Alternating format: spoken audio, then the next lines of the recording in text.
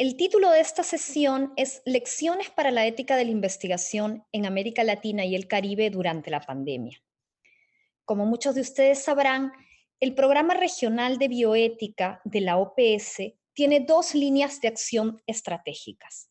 Una, la ética de la investigación, y otra es la ética de la salud pública. Pero tenemos una tercera línea estratégica también que atraviesa ambos temas, que es la preparación ética para la emergencia. La preparación ética para emergencias tiene algunos componentes relacionados a la investigación y otros componentes relacionados a la salud pública. En vista a ello, en nuestra región venimos trabajando desde el brote del Zika, fortaleciendo nuestra preparación ética para emergencia. Si ustedes, creo que nos recordamos con poca frecuencia que la última emergencia de salud pública de preocupación internacional ocurrió en nuestra región, el brote del Zika, y eso es lo que nos ha permitido avanzar regionalmente un trabajo importante sobre el tema.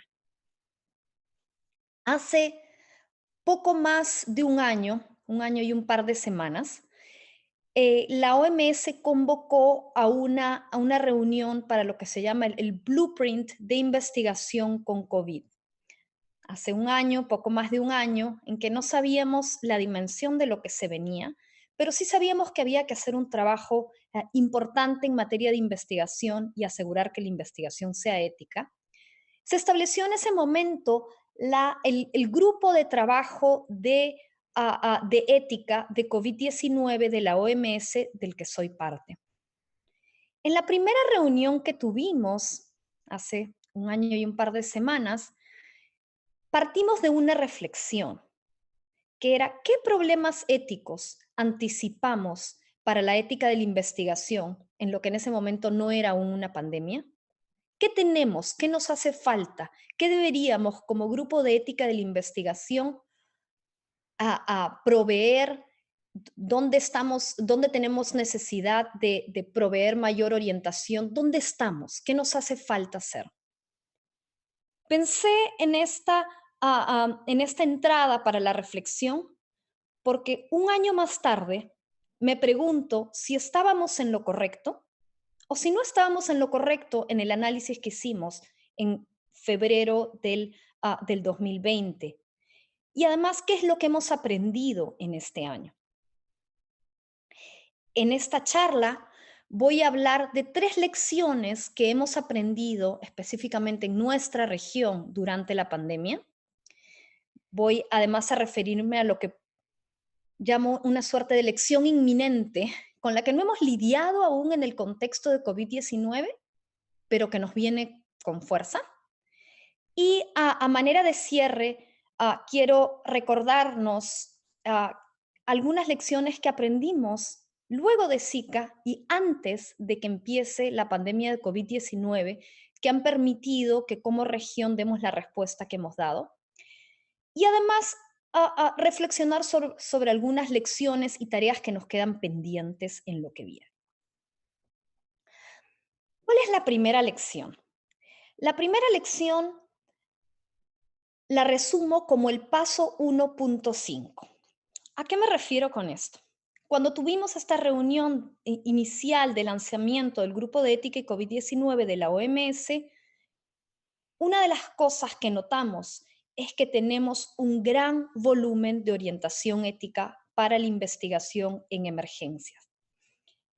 Veíamos que teníamos orientación ética sobre lo que había que hacer en una emergencia. Habíamos hecho mucho trabajo en el brote del ébola, en el brote de Zika, y para todos los temas que anticipábamos que se venían para la región, todos los temas en los que había que actuar, veíamos que había un volumen importante de orientación ética disponible, y si no siempre disponible, por lo menos bastante avanzada, incluso en temas que pudieran no ser del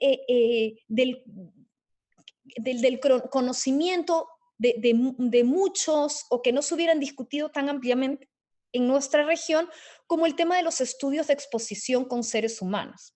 La OMS desde el brote de Zika venía trabajando en una orientación para el tema, de modo en que nos veíamos muy bien preparados en temas en lo que compete a tener orientación ética relevante al inicio de la pandemia de COVID-19.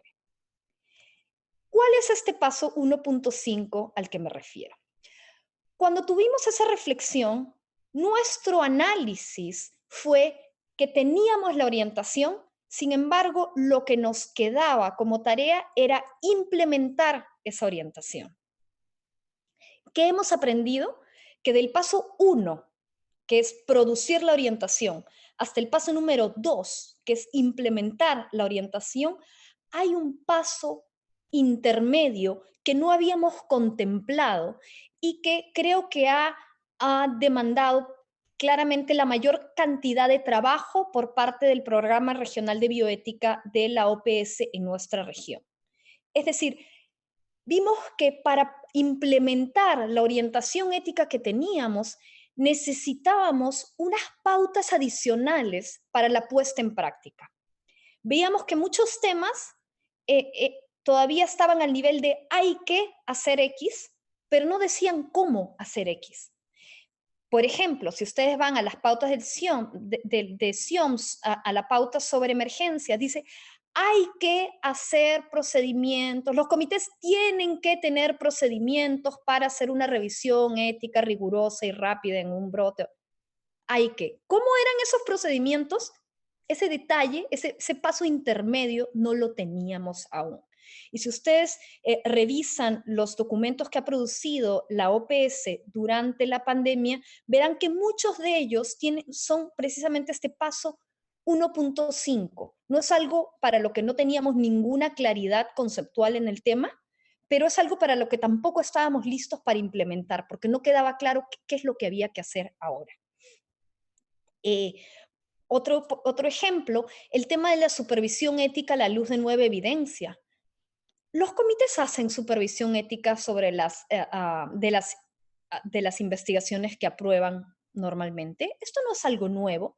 Sin embargo, había que hacer algunos ajustes para hacer una supervisión ética acorde a las necesidades de la pandemia, con la velocidad con la que se estaba produciendo nueva evidencia. Había que hacer algunos ajustes en las orientaciones que teníamos. Y recordarán, este es otro tema en el que la OPS ha producido orientación. Esta es la primera lección que yo saco de lo que hemos aprendido en términos de dónde estamos en ética de la investigación, qué necesidades nos ha representado la pandemia y cómo hemos actuado. Creo que retrospectivamente, si volviera a la reflexión de febrero del 2020, diría, sí tenemos la orientación, pero eso no significa que estemos listos para implementar. Nos falta un trabajo que nos tocó hacer en el contexto de la pandemia y felizmente, por lo menos en el caso de la OPS, lo teníamos anticipado y eso fue lo que nos permitió sacar adelante, producir estas orientaciones en el contexto de la pandemia. ¿Cuál es la segunda lección que yo quiero compartir con ustedes? Que los temas más desafiantes de ética con los que nuestra región se ha enfrentado en el contexto de la pandemia son aquellos que están, por decirlo así, a mitad de camino entre la investigación y la salud pública. Son estos temas que están en los linderos de la investigación. ¿A qué me refiero? Me refiero específicamente al marco MEURI y lo que implica para implementarse en nuestra región. Para los que no estén familiarizados con el marco MEURI, creo que una pregunta que nos hemos hecho con mucha frecuencia en la región es si es éticamente aceptable dar por fuera de un proyecto de investigación intervenciones que aún no se han probado que son seguras y eficaces para la COVID-19. Sabemos que en una emergencia sanitaria hay que hacer algunas modificaciones a los procesos normales. Normalmente uno prueba si algo funciona en un ámbito de investigación y una vez que se probó que funciona, se le da a la población.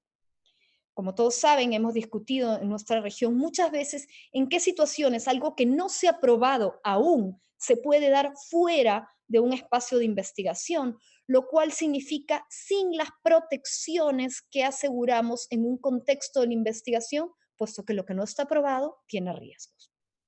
Entonces, eh, este marco que la OMS concibió desde el brote del ébola, desde el 2014, para considerar casos en los que intervenciones no probadas pudieran ser dadas de manera ética fuera de un ámbito de investigación, se llama por sus siglas en inglés MEURI.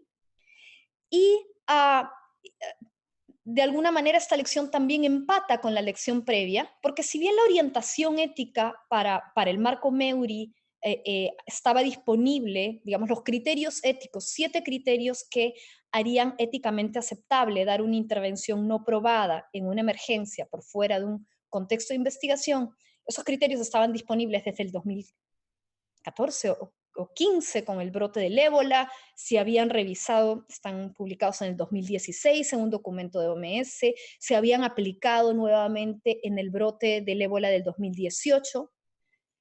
Sin embargo, notábamos que para facilitar una puesta en práctica de este tema, que es un tema que el brote del Zika no nos presentó en la región, necesitábamos dar alguna orientación adicional.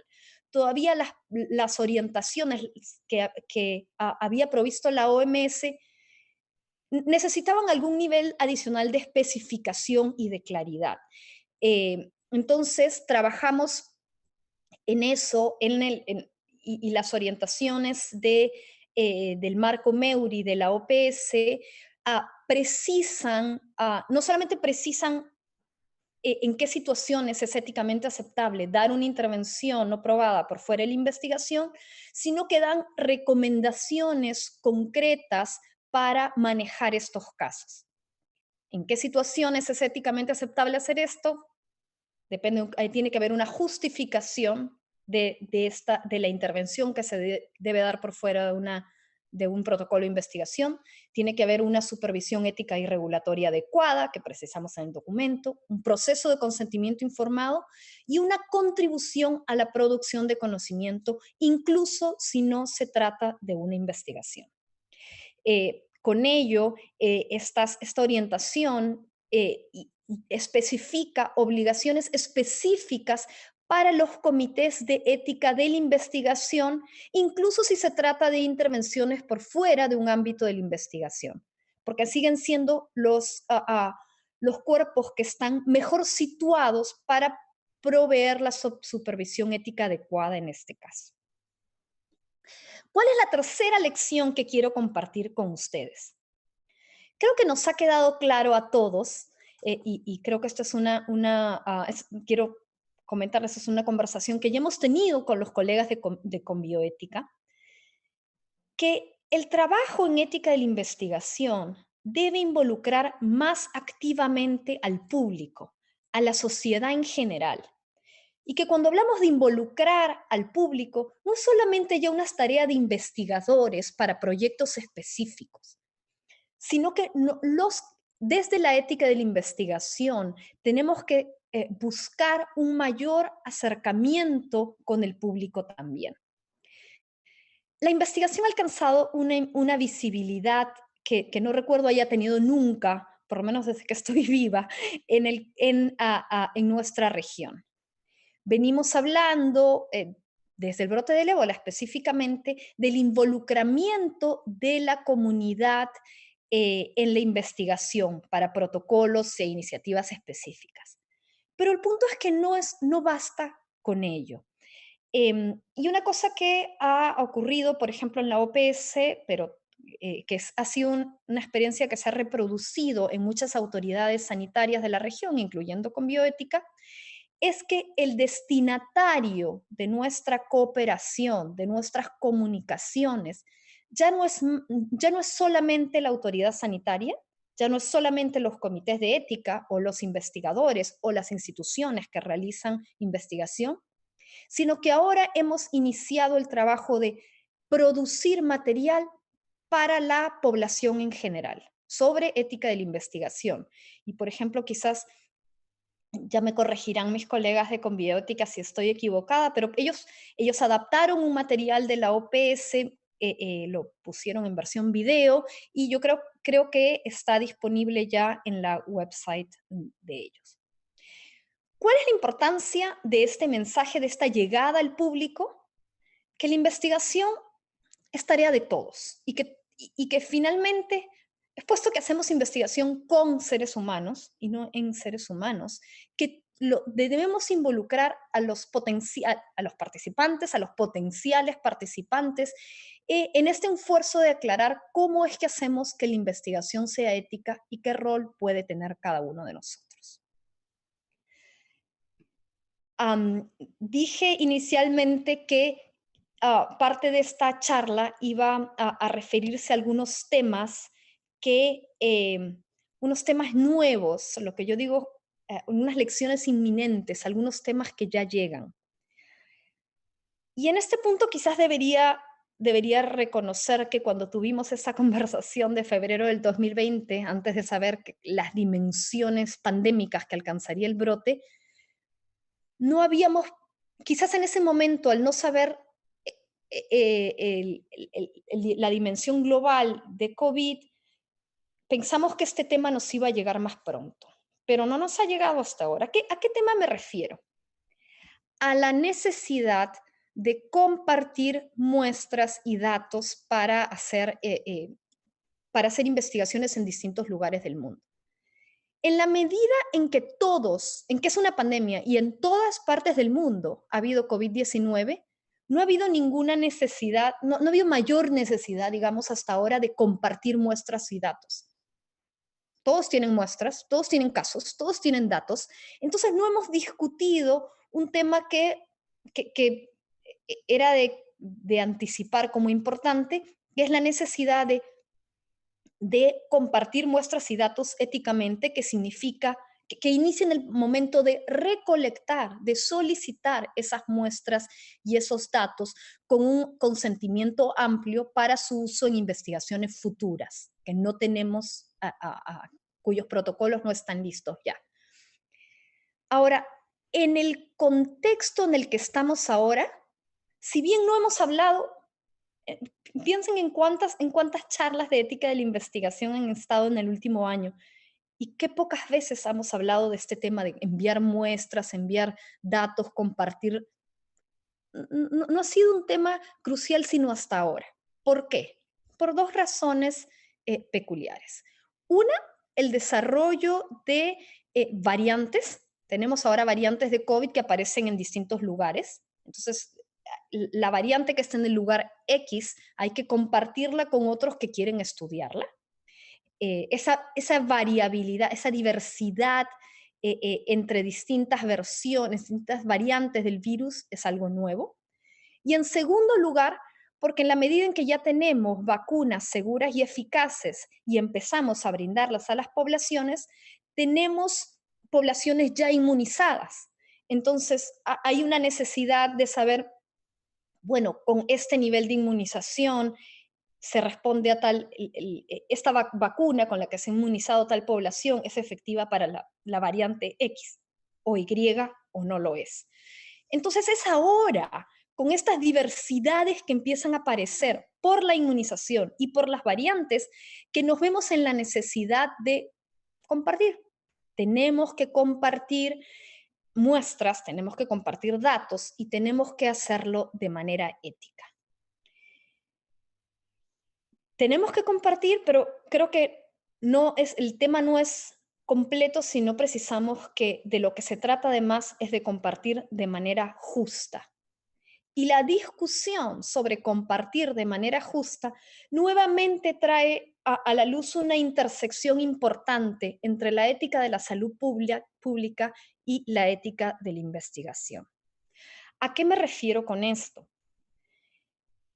Compartir muestras y datos ahora es indispensable para asegurar que las vacunas que se producen y o que se modifican, son eficaces para las variantes que tenemos. Es un compartir con miras a un beneficio futuro. Sin embargo, compartir de manera justa significa que nosotros damos, pero que también nos beneficiamos.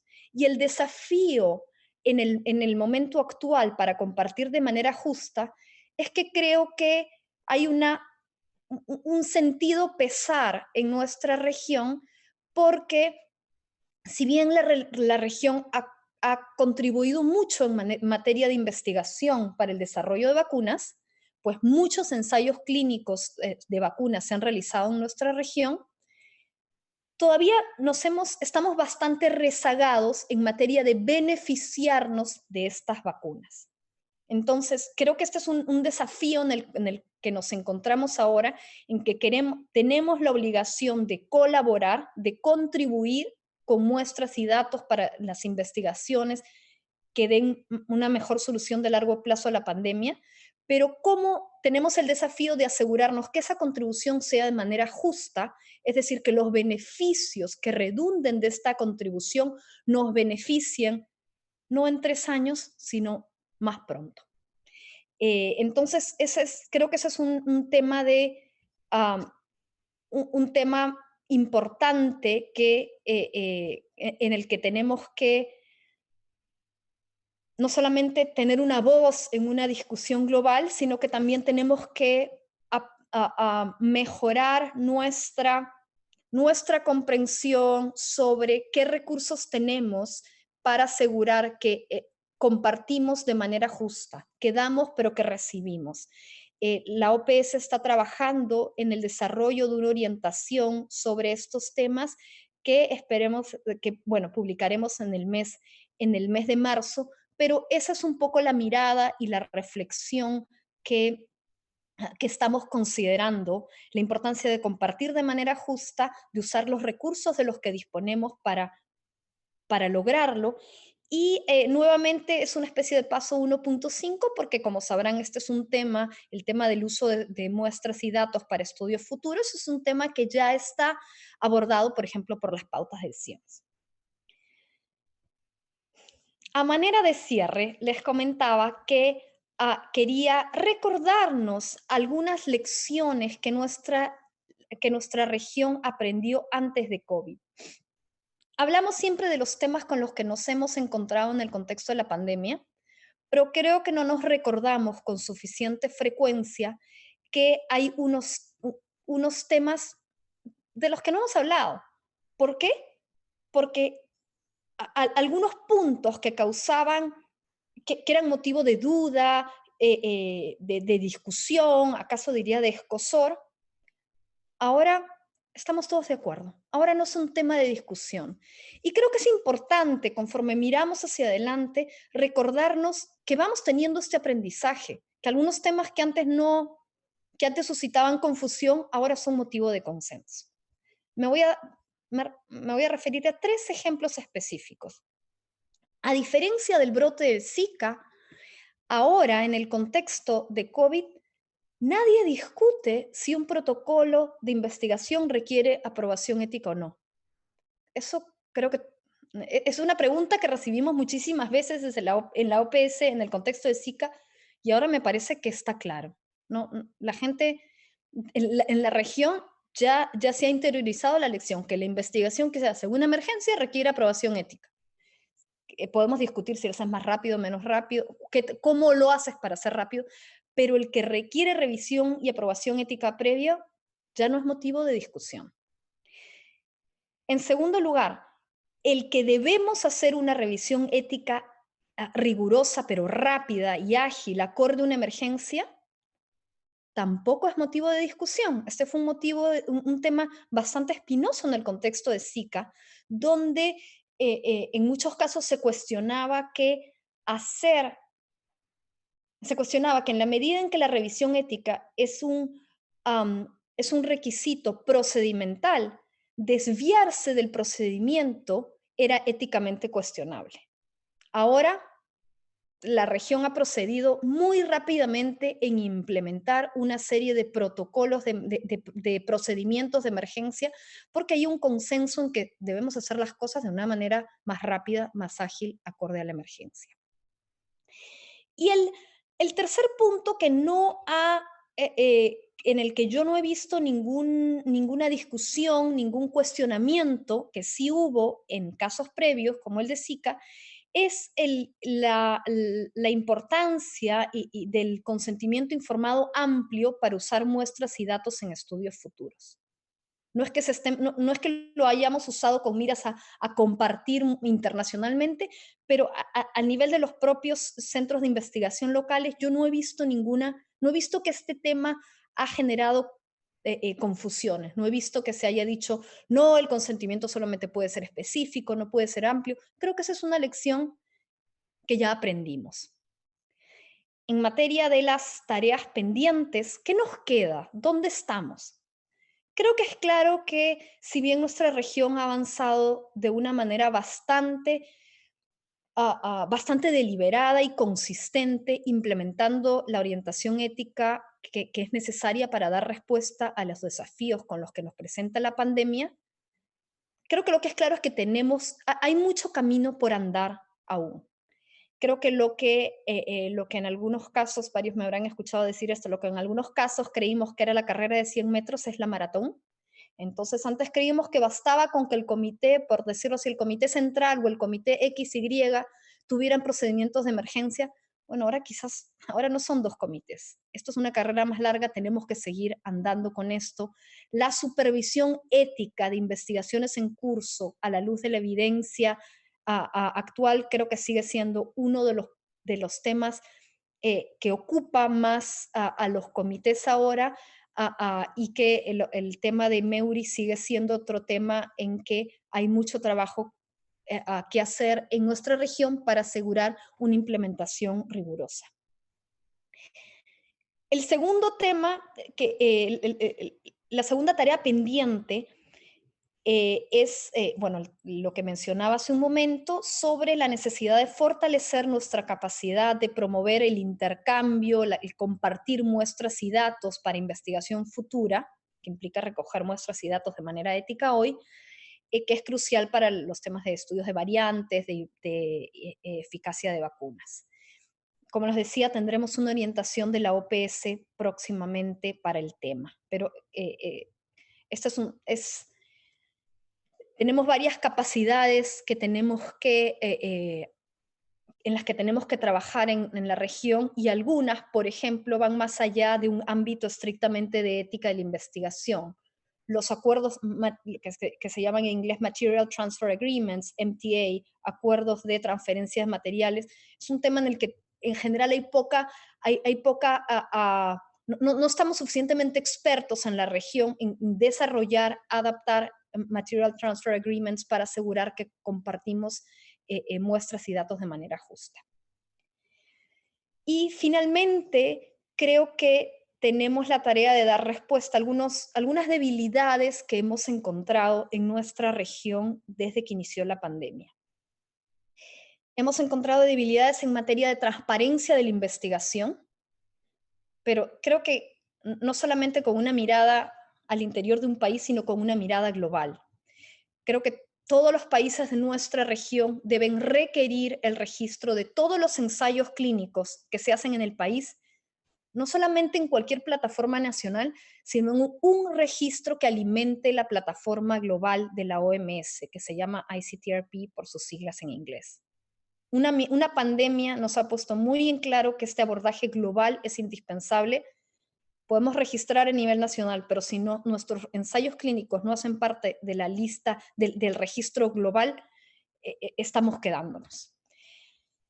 Otra debilidad que hemos visto es la debilidad causada por la escasa coordinación entre los esfuerzos de investigación en nuestra región. Como decía inicialmente, ha habido una gran respuesta de nuestra región en materia de investigación. Sin embargo, hemos visto muchísimos ensayos clínicos pequeños, muy pequeños, con un tamaño de muestra muy chico, que muchos repetían la misma pregunta. Entonces, en vez de hacer un gran ensayo, por ejemplo, con todo, en vez de que todos los esfuerzos, todos los proyectos, los ensayos clínicos sobre plasma convaleciente en México, que son, ¿cuántos? ¿7? No recuerdo el número, pero los tenemos en una publicación. En vez de que sean un gran ensayo, con un número de muestra grande, capaz de responder la pregunta de eficacia, han sido una serie de ensayos pequeños. Entonces, hay que preguntarnos qué debemos hacer en nuestra región para que nuestra respuesta, no solamente hagamos investigación, sino que esa investigación tenga impacto. Y eso solamente es posible si coordinamos esfuerzos, si sumamos fuerzas y hacemos los ensayos que tienen el poder estadístico, la capacidad de responder estas preguntas sobre eficacia. ¿Cómo llegamos a eso? Creo que el registro ayuda, saber qué hacen otros ayuda, pero que no basta. Y no sabemos, desde la OPS, lo venimos discutiendo hace mucho, cuál es la estrategia para dar respuesta a esto. Creo que es un tema en el que tenemos que pensar, buscar creativamente una solución. Y finalmente, la necesidad de consolidar el aprendizaje regional. Creo que no es demasiado pronto para mirar hacia adelante, que tenemos que tomar nota detallada hoy de las lecciones que aprendemos hoy para mejorar nuestra preparación ética para emergencias futuras. Muchas autoridades sanitarias han actuado rápidamente y les ha tocado, como corresponde, ajustar el paso, hacer una serie de ajustes a lo largo de la pandemia. ¿Qué ajustes hicieron? ¿Por qué lo hicieron? Esas son lecciones que el Programa Regional de Bioética de la OPS está recabando y consolidando hoy, de manera que cuando empecemos a concluir la pandemia, podamos tener orientaciones comprensivas que además que incluyan esos detalles que aprendimos durante la pandemia, de manera que para una emergencia futura no tengamos que caminar el mismo camino nuevamente. Muchísimas gracias. Espero que esta reflexión haya sido, los inspire para continuar pensando cómo fortalecer nuestra preparación ética y nuestra capacidad ética de dar respuesta a los desafíos de la investigación en el contexto de la pandemia de COVID-19. Gracias.